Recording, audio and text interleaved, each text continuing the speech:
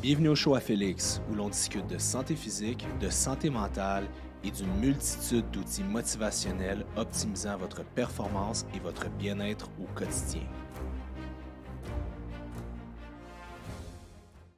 What's up la gang? Bonjour, bienvenue à un nouvel épisode du show à Félix. J'espère que vous allez bien.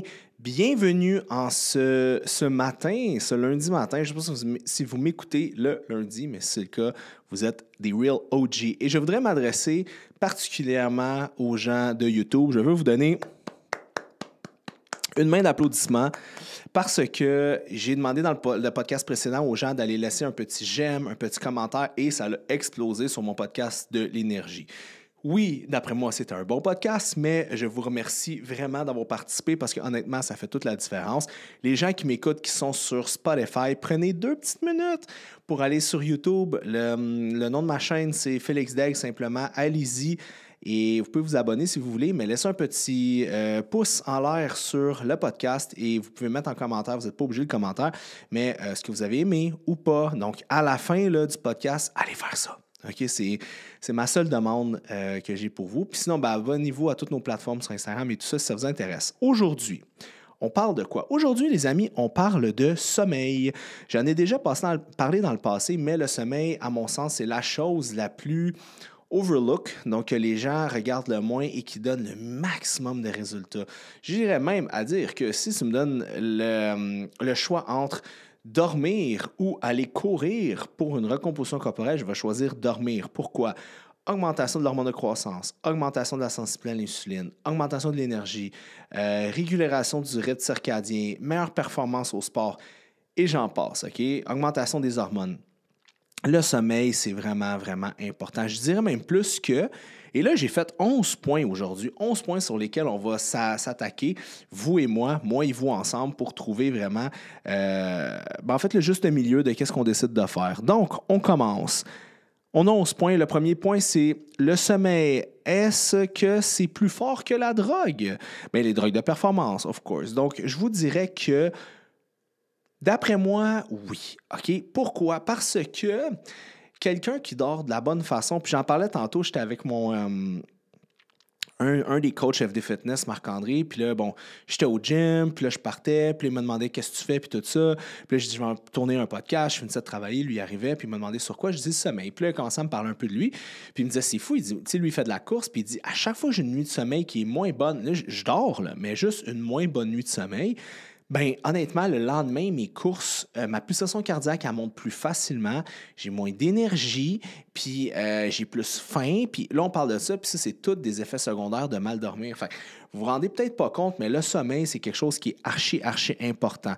Il y a des gens, et ça m'amène à mon point numéro 2, qui sont là, pourquoi dormir? Hein? Why we sleep? Il y a un documentaire là, sur Netflix du DJ Steve Aoki qui dormait jamais, qui faisait tout le temps le party. Il donnait, je pense, 3 shows des fois par jour. C'est fou, mais à un moment donné, tu te rends compte que c'est pas ça une bonne hygiène de vie. Là, ça peut créer un bug et le bug est permanent. Fait que là, ça peut créer un problème si vous décidez de faire ça. Même que récemment, Steve Aoki est allé voir Brian Johnson. Je ne sais pas si vous le connaissez. C'est un gars... En fait, c'est un gars qui a vendu sa compagnie aux États-Unis, là, en Californie. Il a vendu ça pour, je pense, 300 millions US. Puis maintenant, il est obsédé à juste assez de ne pas vieillir. Okay? Il est un peu spécial, il a l'air d'un peu d'un vampire.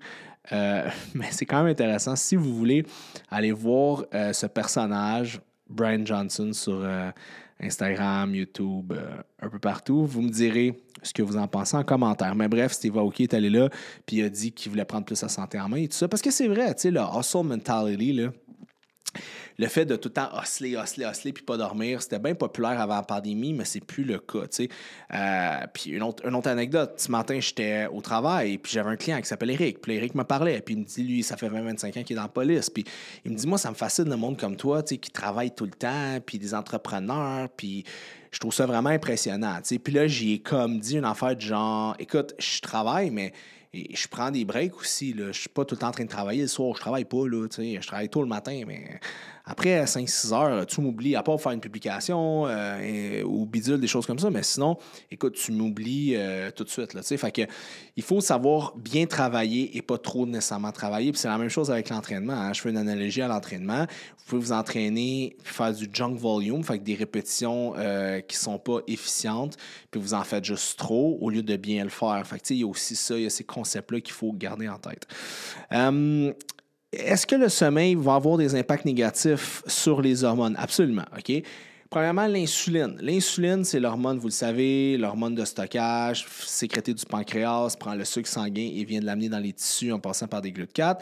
Ce qui se passe, c'est que si vous ne dormez pas assez, vous allez créer une légère résistance à l'insuline. Fait que vous allez avoir une moins bonne capacité à bien gérer le sucre au niveau sanguin. Et ça peut devenir problématique. Pourquoi? Pour prendre du muscle, problématique aussi pour avoir une bonne gestion de votre énergie sanguine, donc par le fait même avoir une bonne énergie. Fait que là, déjà là, moins de sommeil, moins bonne gestion de votre insuline, votre sucre sanguin. Deuxième des choses, courbe de cortisol. Quelqu'un qui ne dort pas assez peut avoir un cortisol qui est légèrement trop élevé. Donc, le cortisol un peu trop élevé, ce qui va se passer, c'est que ça va faire une dégradation avec le glucagon. Vous allez gruger un petit peu, si vous voulez, du glycogène dans vos muscles, le remettre en circulation dans le sang. Si votre insuline n'est pas très bonne, ça va se transformer en triglycérides, donc en gras. Fait qu'un cortisol qui est élevé, puis une insuline qui est élevée en même temps, ça fait pas bon ménage, OK? Et la troisième des choses, la testostérone. Il y a des études, il y a un livre qui s'appelle Why We Sleep. C'est un gars qui l'a écrit, que j'ai oublié son nom, malheureusement. C'est un blond, oui, Félix, un blond, un gars qui est blond. Puis il avait déjà fait un TED Talk, qui est devenu populaire à cause de ça et tout ça. Et c'est ça, puis il explique dans le livre, dans le bouquin, il explique que si tu ne dors pas si tu dors 1 heure de moins que ce que tu as besoin par jour pendant 5 jours, ça peut baisser de 20 à 30% ta production de testostérone naturelle chez l'homme. C'est énorme, OK? C'est beaucoup. C'est des gros chiffres. C'est des chiffres qui sont alarmants. Donc, raison de plus pour dormir. Tu sais, le soir, au lieu de scroller sur votre téléphone cellulaire, au lieu d'écouter Netflix, au lieu même de travailler, allez vous coucher, dormir. Ça a tellement été, comment dire, juger le sommeil, puis c'est ça que je trouve dommage, tu sais. Ça a été comme vraiment mal vu, je sais pas pourquoi, mais c'est comme quelqu'un qui dort trop, ci pis ça, c'est pas bon, il profite pas de la vie. Non, c'est le contraire. Si tu veux profiter de la vie, dors 8 heures, puis l'autre, c'est quoi, il reste 16 heures, ouais. Ben là, tu vas avoir de l'énergie, mais dors pas, puis ta vie, elle va être vraiment difficile, puis elle va être vraiment chiante, puis ça sera pas vraiment agréable, OK? Fait que ça, c'est vraiment important de le comprendre. L'autre chose par rapport à ça, c'est que quand vous ne vous dormez pas, okay, quand vous n'êtes pas dans un cycle de sommeil, vous allez bâtir quelque chose qui s'appelle de l'adénosine au niveau de votre cerveau. Et ça va venir mettre une pression au niveau du cerveau. Qu'est-ce qui se passe en créant cette pression-là? C'est que ça va vous empêcher d'être premièrement concentré, mais la deuxième des choses, c'est que l'endormissement va venir beaucoup plus facilement. Parce que souvent, on a pensé que l'endormissement, puis bon, ça fonctionnait juste avec le cycle circadien. Le cycle circadien, c'est quoi? Le cycle éveil-sommeil. Donc, le soleil qui se lève, le soleil qui se couche. Mais ils se sont rendus compte qu'ils ont mis des gens des mineurs là, qui travaillent dans une mine, qui ne voyaient jamais la lumière. Puis après quelques jours, quelques semaines, les gars, il y a peut-être des filles, je ne sais pas, s'endormaient toujours à la même heure puis se levaient toujours à la même heure. Fait que là, les scientifiques étaient là, c'est bizarre, pourtant, il n'y a aucun contact avec la lumière naturelle. Pourquoi? Bien, ils se sont rendus compte que l'adénosine, c'est quelque chose qui crée une pression au niveau du cerveau et c'est un autre indicatif qui va nous faire aller dormir. C'est pour ça que quand on est vraiment fatigué, on a comme mal à la tête, on veut aller se coucher. Donc, l'adénosine va aller faire dodo. Et si vous ne dormez pas assez, cette adénosine-là dit, je vais rester, va pas revenir à 0% le matin, vous allez vous lever, puis l'adénosine va encore être quand même omniprésente au niveau de votre cerveau. Fait que ça, c'est quelque chose à faire attention. Un autre point super important, les gens vont compenser avec, exemple, du café, right? Ils vont dire, je vais prendre la caféine, ça va m'aider à me lever le matin. Wrong answer. La caféine, qu'est-ce que ça va faire? C'est que ça va empêcher le flush d'adénosine du matin naturel que le corps fait pour revenir à son baseline. Fait qu'est-ce qui se passe? C'est que la personne se lève, boit du café, ça enlève les effets secondaires de l'adénosine. Fait qu'est-ce qui se passe? C'est que tu as l'impression que tu es correct. La caféine diminue, ça te frappe dedans. Fait faites attention à la caféine. Comme M. Huberman, spécialiste neurosciences, dit souvent, attendez 1 à 2 heures avant de consommer votre premier café, le temps que ça laisse l'adénosine flusher et non mettre un plaster. Parce que lorsque vous consommez de la caféine, l'adénosine ne se flush pas, elle s'en va pas. Fait qu'elle va juste rester, puis là, quand le café va être fini, bing, on va embarquer. Fait que ça peut créer des problèmes à ce niveau-là. Autre point, très important, n'oubliez pas, hein, quand on dit minuit, là c'est un concept comique, mais minuit, c'est middle of the night, midnight. Donc minuit, ça devrait être quand? À le milieu de votre nuit. Fait que si vous n'êtes pas quelqu'un qui travaille de nuit, vous n'avez aucune espèce d'excuse pour que minuit ne soit pas la moitié de votre nuit. Et je vous le garantis, vous ne le voyez pas, mais j'ai 64 ans et c'est grâce à mes... Non, c'est pas vrai.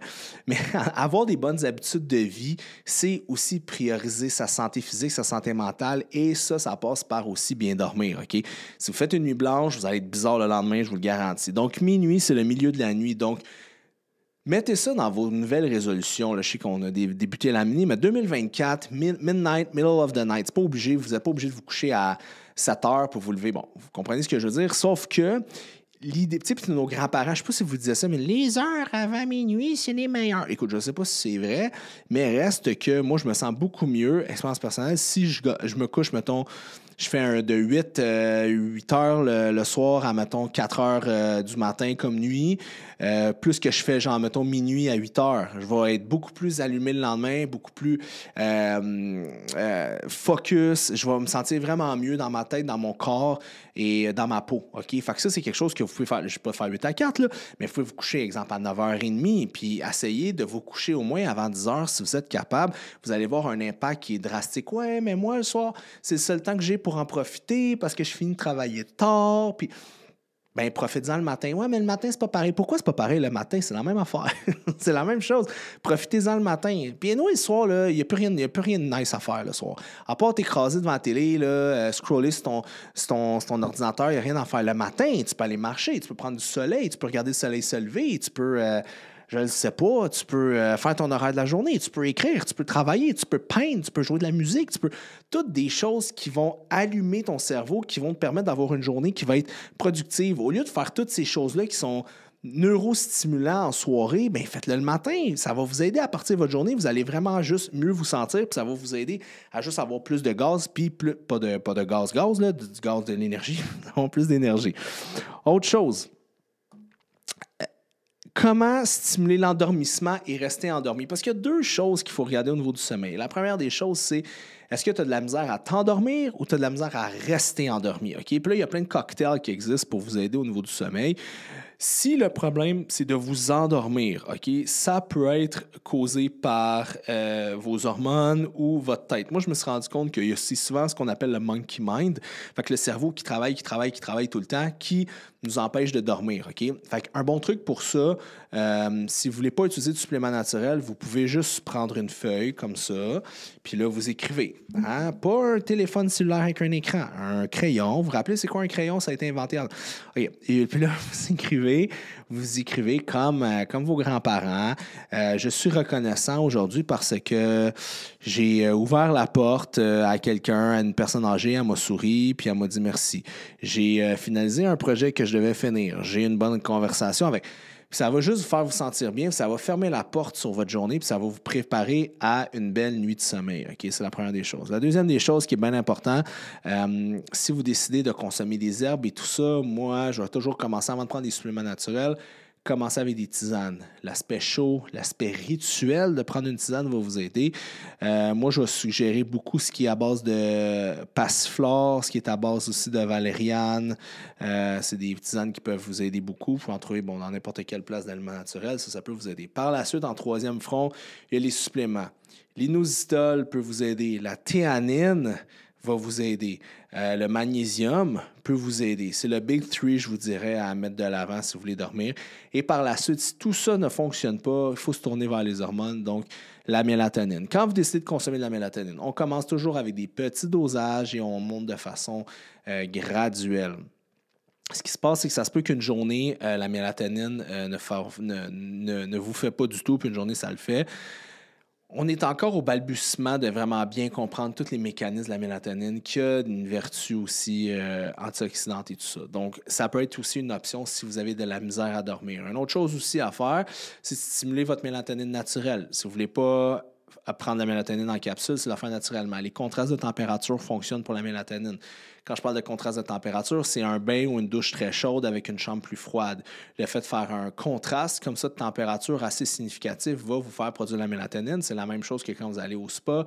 C'est la même chose que quand vous êtes dans une canicule d'été, il fait 32, vous rentrez dans votre voiture, vous mettez l'air climatisé, puis après faire de la route, vous commencez à vous endormir à cause du contraste de température qui est assommant et endormant. Fait que ça, c'est une bonne façon de stimuler l'endormissement. Donc, gratitude, jouer avec les contrastes de température, ça peut être une bonne chose. Les lumières, hein, on veut le moins possible de lumière bleue. On veut le plus possible. Vous pouvez ouvrir des chandelles, vous pouvez mettre des types de lumière un peu plus jaunes pour essayer de moins vous neurostimuler avant d'aller vous coucher. Ça va faire aussi une énorme différence.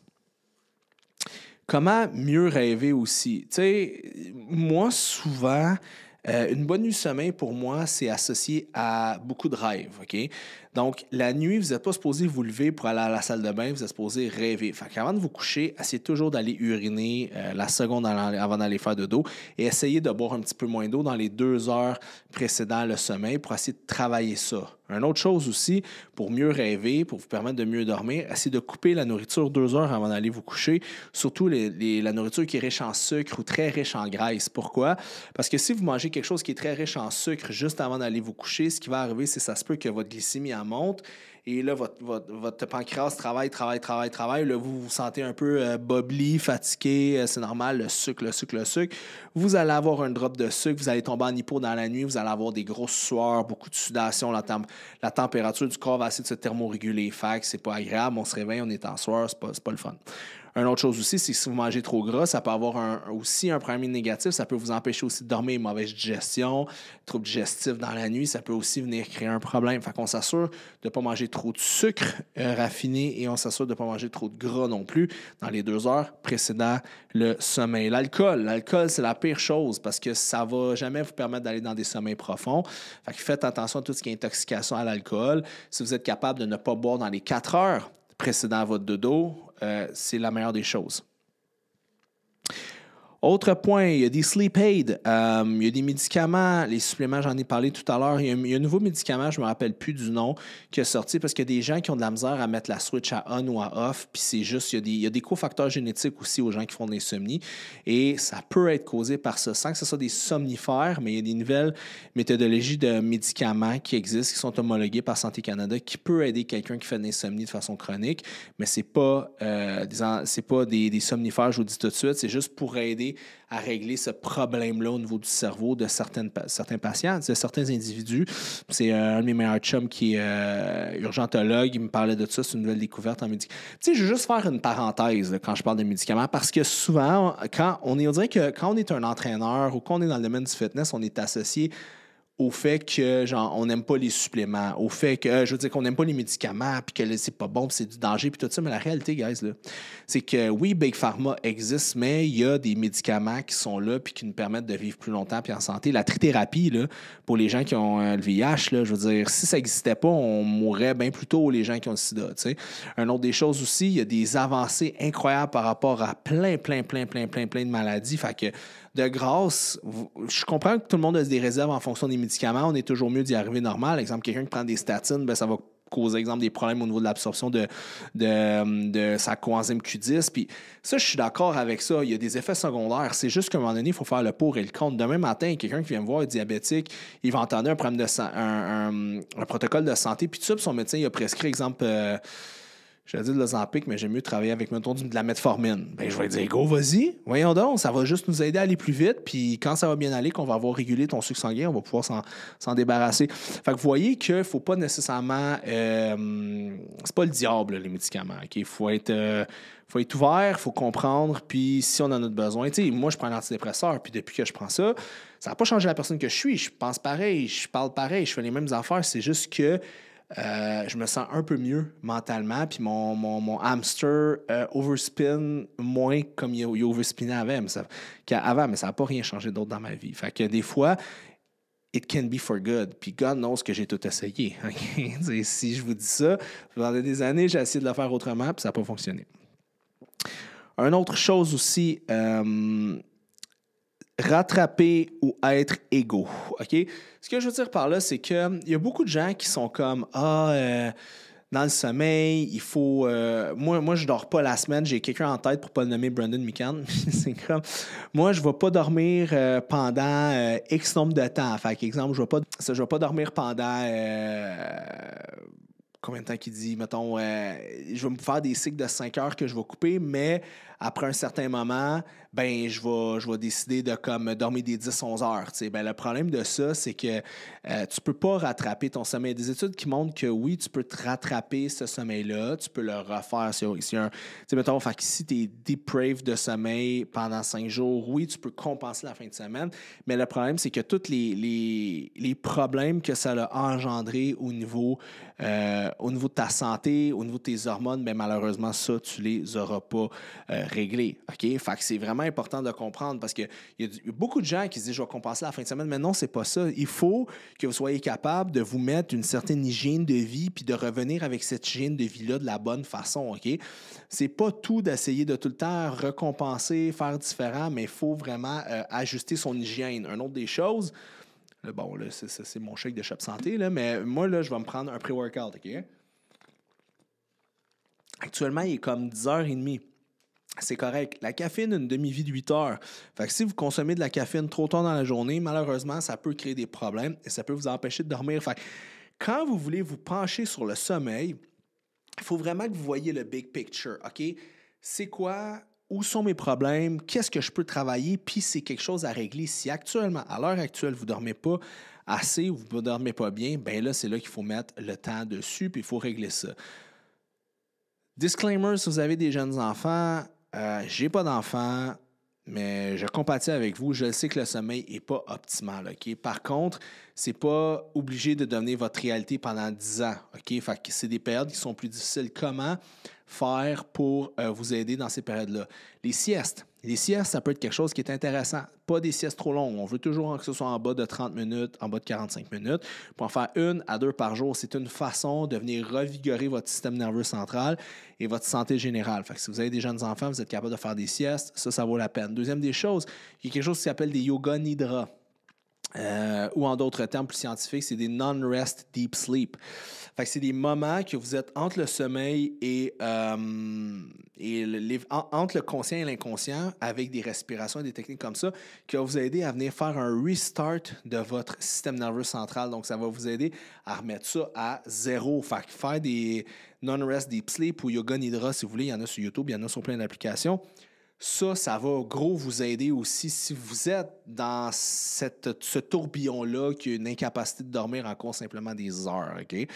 Fait que c'est quelque chose aussi que je peux vous recommander. Fait que c'était mes 11 points sur le sommeil aujourd'hui. Possiblement qu'il y en a plein d'autres, mais moi, je vous dirais que c'est ça qui est le plus important. C'est ce que vous devez mettre de l'avant. Et si vous considérez augmenter vos performances, augmenter votre santé générale, ça devrait passer par le sommeil.